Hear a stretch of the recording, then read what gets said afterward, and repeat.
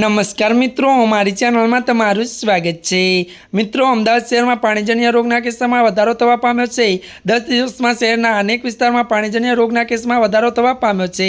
कोलेराना रोग में एकाएक वधारो थता दवाखाना दर्दीओथी उभराई जवा पाम्या हता। जूना 10 दिवस में कोलेराना 19 केस नोंधाया था। शहरना अमरावाड़ी, बहेरामपुरा, दालिनी लीमड़ा और गोमतीपुरा विस्तार में कोलेराना केस में वधारो थयो हतो।